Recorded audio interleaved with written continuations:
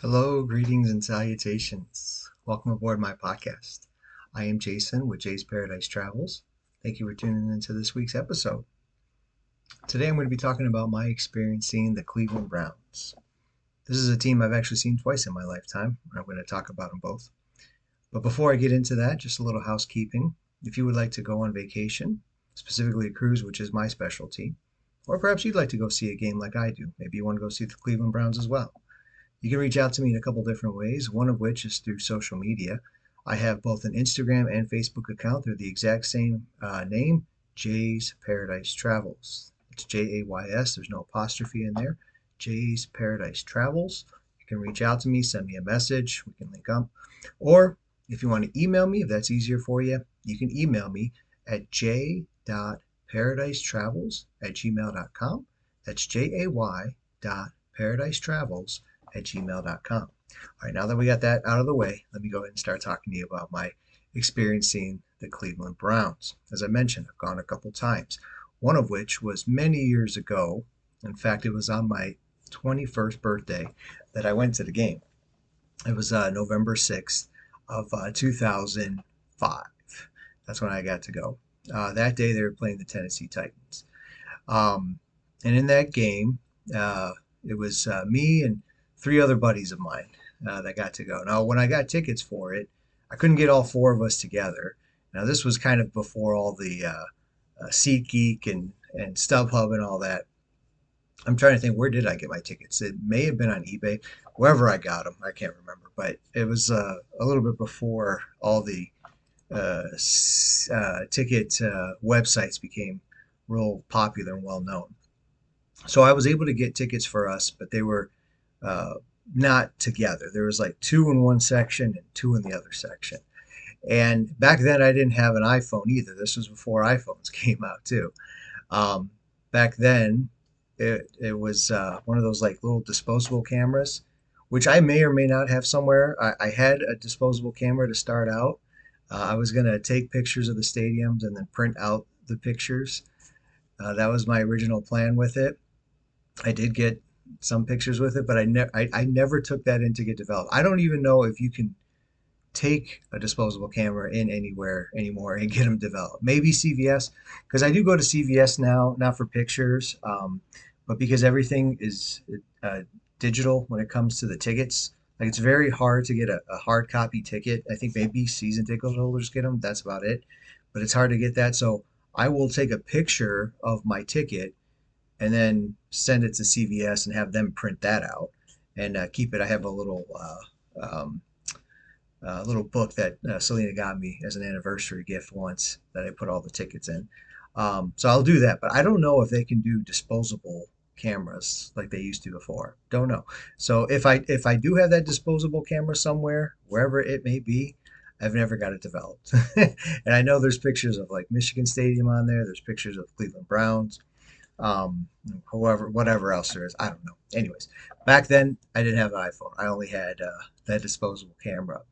I did take some pictures, but obviously I'm not able to show those pictures. The pictures that I'll show today will be from the second game.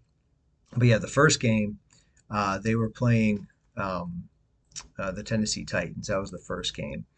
As I mentioned, there was four of us all together, me and three other buddies that drove down to Cleveland. I'm from Detroit. This is where I lived. Now, at the time, I just moved back from New York. I had lived in New York for about a year and a half, doing some volunteer work out there.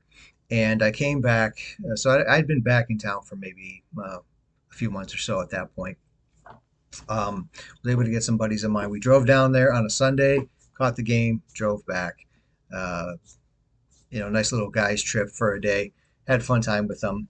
And as I mentioned, there was two and two. So what I did, because I wanted to hang out with everyone, I would sit in one seat and then swap at like another quarter or something like that, and then swap again, so I could have a chance to sit with everybody and hang out with all my friends on that day, since we couldn't all sit together. That was the experience for the first one. Now, the experience for the second one was that this was now years later after I'd gotten married. And by that time, I mean, let me see, that was 2006. I got married in 2010. we went to this game in 2011. Um, so what is that?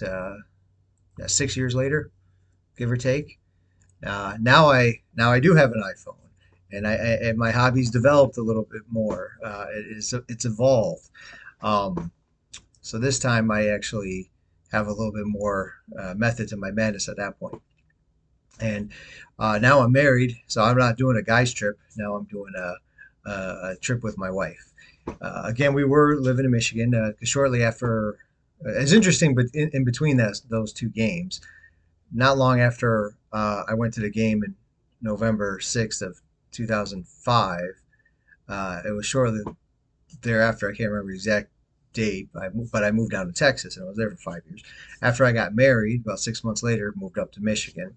So we moved up to Michigan in summer of 2011, and then later on that year, we went to Cleveland. Ended up doing two games that weekend.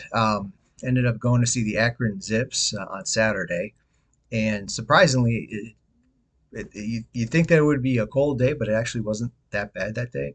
It got a little colder for the Cleveland Browns game. Cleveland and Akron are not too far away from each other. They were close enough where we could hit them both that weekend. And again, this was Selena was with me during our first years of marriage. She did come with me a lot more on the trips I went to go see some games. Now she'll stay home unless she's kind of in the area. Every now and then I'll have her come with me because I want her there. But for the most part, she's kind of staying at home with this hobby of mine now. But she was with me on that one. We stayed with some friends when I lived in Houston. There was a friend of mine there. His parents lived in Cleveland, um, and I remember picking them up from an airport one time to take them over to his house when I lived in Houston. Real nice couple, and just real friendly. So when I wanted to go to Cleveland, I reached out to them to see if I could stay with them, and they were nice enough to let me stay. I actually stayed with them a couple times. The first time I stayed with them, I actually was evacuating Houston when a hurricane came through. I stayed with them for the weekend, and they were just kind of like doing some construction, like remodeling in their basement. By the time I got there again with this time with Selena, that was done. Everything was complete. So it was kind of cool to see the transformation of that. And then yeah, we stayed with them for the weekend. From there, I went to the Cleveland Browns game, and at this point, now like I said, I got my camera with me. I took some pictures there.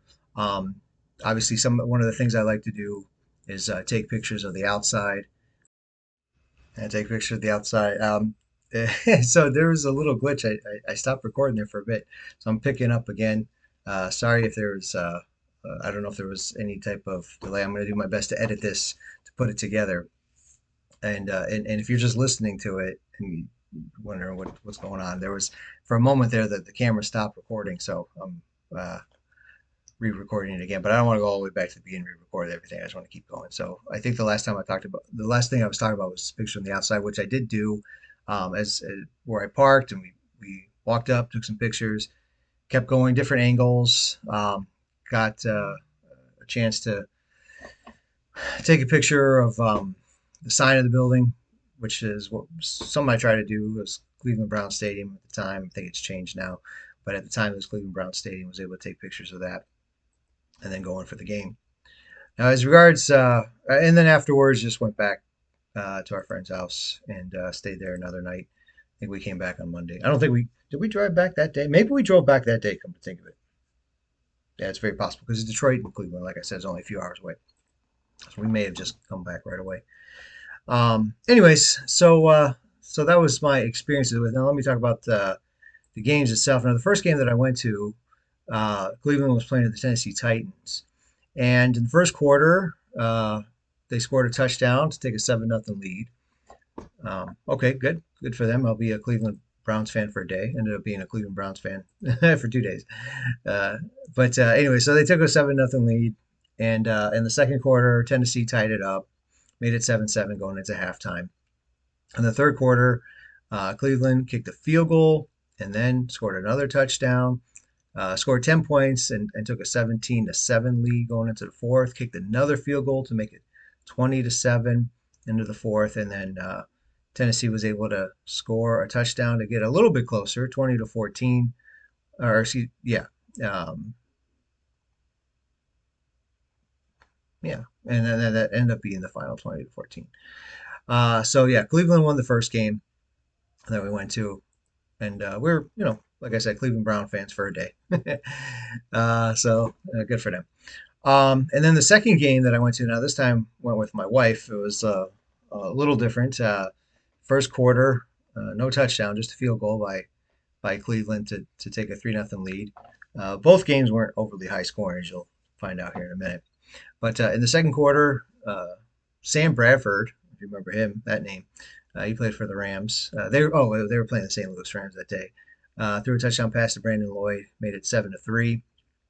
Uh, the Browns were able to attack on another field goal to make it 7-6. Uh, and then basically they exchanged field goals again. St. Louis did 10-6. Cleveland did 10-9. That was what it was going into halftime. A lot of field goals, and that's basically what happened in the second half too. I mean, we saw one touchdown in the second half. Third quarter, Cleveland kicked a field goal, took the lead, 12-10. Good for them. Fourth quarter, St. Louis kicked another field goal to make it 13-12.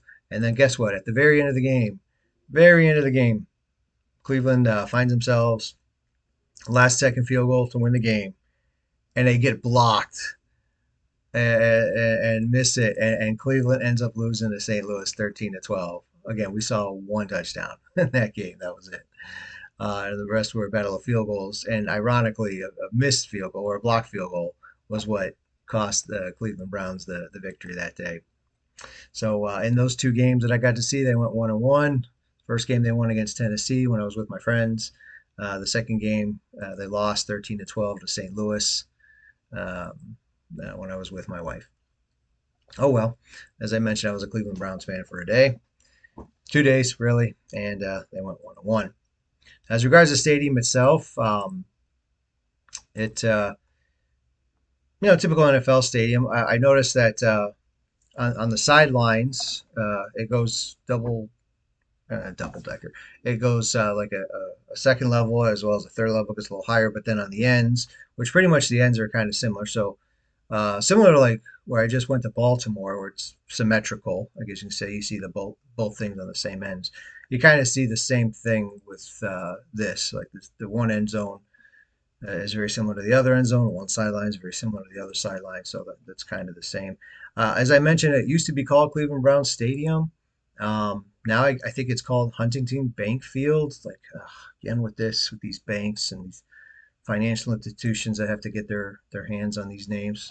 Cleveland Browns. I think Brown was just named after the owner or the one who came up with the team many years ago. Um, and I thought that was a fine name for it. Leave it at that. No, yeah, some banks got to take advantage of it, or some financial institution has to get their name on it. Whatever. So now that's what it is. According to what I looked up, it appears that it holds a decent amount of people. 67,431 is their capacity. I mean, that's kind of average, I guess you could say, for NFL. Um, the first game, it mentioned that the attendance was 72,594. I'm not quite sure about that one, to be honest with you. And then the second game, it was showing attendance of 64,900. That one, I definitely do not agree with. When I looked around, I mean, I felt like that place was half full. Um, and Cleveland hasn't always had a winning record. They're similar to like the Lions. I mean, the Lions have been better in the last few years under Dan Campbell, but for the most part, they kind of have a history of not being great. And Cleveland was the same thing. And when you're not great, then you don't always sell out and fill up your stadium. I mean, you may sell it out, but you may not also necessarily fill it up. So they could maybe the attendance is like based on tickets sold or something. I don't know. But I definitely, when I looked around, I did not see that many people going into the stadium. That's for sure. Um, but it's a your nice typical NFL stadium. And I did enjoy it. I thought it got pretty loud too, so that was pretty good. So just yeah, just some miscellaneous things about it. Like one of the things I thought of too was despite it only being about half full, it got loud. I was actually very impressed with how loud it was. Like I'll give Cleveland Brown fans credit. I mean, they are a diehard fan base.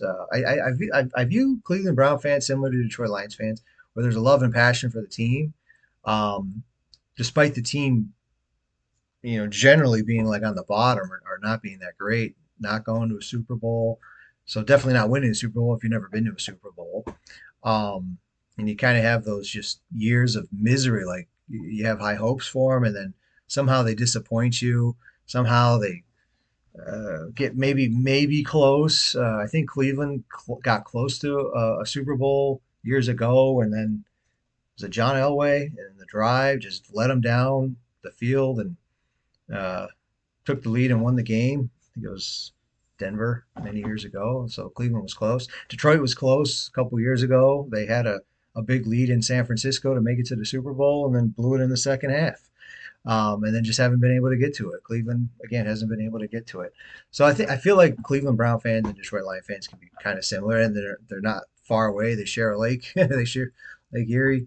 Um, and you kind of got that blue collar type of city, type of people, that Midwest blue collar kind of guy. So to me, they're very similar in that case.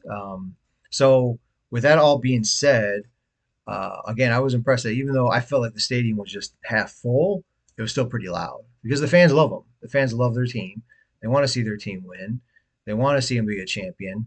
They just they haven't gotten it, and the passion is there. And if it ever does happen, then I know that the fans will be electric in that stadium, and they will definitely show up for their team. I see the Lions having that now. I mean, the Lions have had a little bit better success under Dan Campbell than previous coaching regimes, and I see that place being packed out, being super loud.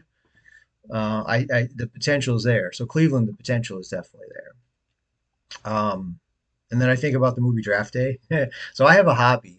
This stems back to when it came out, and it was just an accident, I guess you could say, but it just worked out that way. So there's a movie called Draft Day with Kevin Costner, Jennifer Gardner, and many other people. Um, and it focuses in on Kevin Costner as the GM of the Cleveland Browns, and and the whole it just what he's going through the day of the draft, which the day of the draft is always on a Thursday. Many years ago, the draft was on the weekend, Saturday and Sunday, but some years ago they changed it to Thursday night prime time, Friday night, and then Saturday. Anyway, so in this movie, it's all about that day one of the draft and everything he's going through as a GM and his personal life and just all of it. Me and my wife went and saw that movie at the theater, and it, it was the day of the draft, the actual NFL draft, and we went and saw the movie, came home, and then watched the NFL draft. And some of the things that happened in the NFL draft that year was kind of similar to what happened in the movie, and my wife found that fascinating. I found it very entertaining too. Um, and so the following year, when it happened again, I bought the movie and did the same exact thing the following year. I watched the movie, and then right afterwards, I watched the draft. And then it just became a tradition for me. And I have done it every year since. Even one year when I was in St. Louis, I was training to be a flight attendant. I got back into in-flight for a year, and I was in St. Louis. I took the movie with me, watched it, and went and watched the draft afterwards. Um, so that's been a tradition. Somewhere down the line, I don't remember where I incorporated this, but somewhere down the line, I even incorporated Buffalo Wild Wings because on Thursdays they have I think it's like the buy one get one free for the boneless wings. I don't remember what year, but at one point I incorporated that, and now that's become part of the tradition. And where possible, I will invite other people over to watch it with me and share in it as well. And there's been quite a few over the years that I've got to watch. Some watched the movie, didn't stay for the draft. Some missed the movie, caught the draft. Some stayed for both of it. But anyways, so that movie focuses in on the Cleveland Browns, and to know that I've been to that stadium a couple times and a little bit familiar with the fan base because I feel like they're similar to the Lions. Um, kind of, I don't know.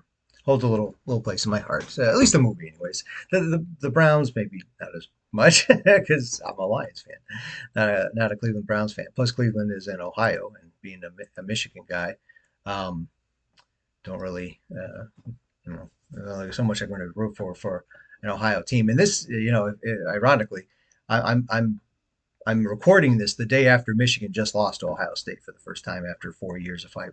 They were going for 5 straight years, but didn't happen. Me and my wife had to work that game yesterday. That was a long day, cold and snowy, and they ended up losing. So ironically, I'm talking about my experience with the team from Ohio after Michigan just lost to Ohio State. And when I was at the game, the first time I went to the game, I had my Michigan sweatshirt on. And I had some Ohio State fans start pointing at me, laughing at me mockingly.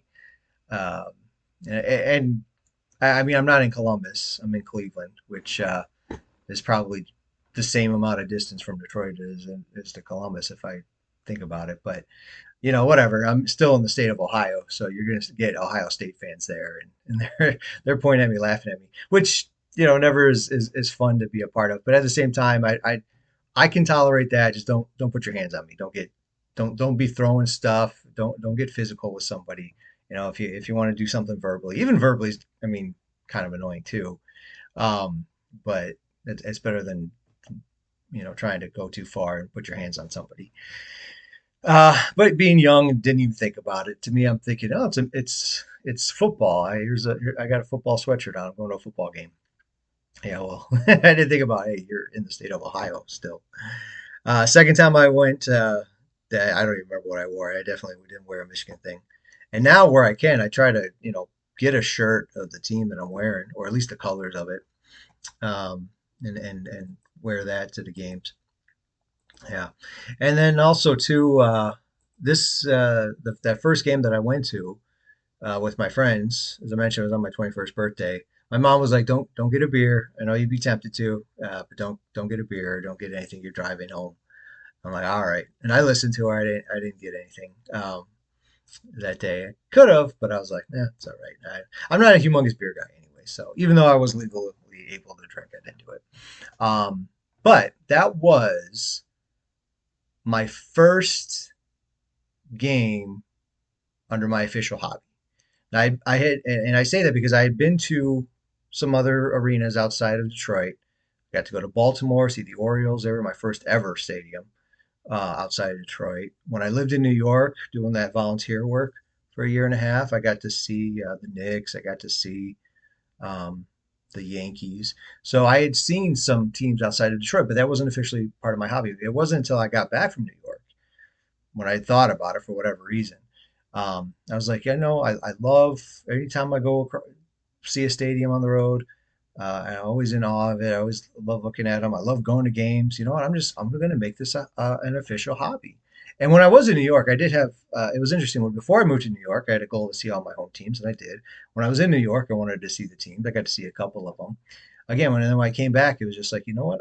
That is. It just clicked with me. I'm going to make this a hobby, an official hobby, which was what 2005. So I've been doing it's 2025 as I'm recording this episode. So I've had this hobby now for 20 years. The Cleveland Browns were my very first team, my very first stadium that I got to go see officially under this hobby. Uh, yeah, and then like I said, I got to go see it twice because um, uh, I didn't have the camera. I had to go back and take some pictures with my camera. And now as I mentioned, as time has gone on, my hobby's evolved, and there's certain pictures that I take and certain things I'm looking to do, see that type of thing, post them on social media, that type of stuff. And now I have a podcast that I talk about my experience with them. So the hobby has evolved as time has gone on. And if this is something that you would like to do too, go see the Cleveland Browns or go to any game. If you'd like to go on vacation, specifically a cruise, which is my specialty, any of those things that you'd like to do, reach out to me. I'd be more than happy to do it. Again, you can email me at j.paradise_travels@gmail.com, jay.paradise_travels@gmail.com. You can email me. You could reach out to me through social media, Instagram, Facebook, Jay's Paradise Travels, Jays, no apostrophe, Jay's Paradise Travels. You can send me a message. You can look at some of the pictures that I've taken and posted on there. And also, too, I guess I failed to mention this, but down below in the description, if you're watching this on YouTube, um, there's a way to contact me as well. You can look at my website and you can contact me through there. You can also book a session with me, I guess you can say, an appointment. And we could get together and talk about it. So there's multiple ways to get a hold of me because I'd love to be able to help you plan a trip, go on vacation. I'm trying to make this world a happier place, one vacation at a time. So love to be a travel agent for you, your family, your friends, all those everyone. So all those different ways you have, feel free to reach out to me. And please, if you like this video, like it, subscribe to the channel, write some comments down in the section below. Um, Feel free to give it a nice rating, share it with others. All those things that keep podcasters going. Greatly appreciate it. As well as like I said for myself, it's my business trying to get the name out there and help as many people as possible get on vacation. I hope you liked this video. I hope you enjoyed it and learned something from it, took something away from it. Cleveland Browns, as I mentioned, it's a fun atmosphere to be a part of. A good, nice, loud atmosphere, even when the stadium's half full. So definitely recommend taking a game in there if you get a chance to. All right, thank you again, everyone, and I will talk to you guys later. Take care. Bye bye.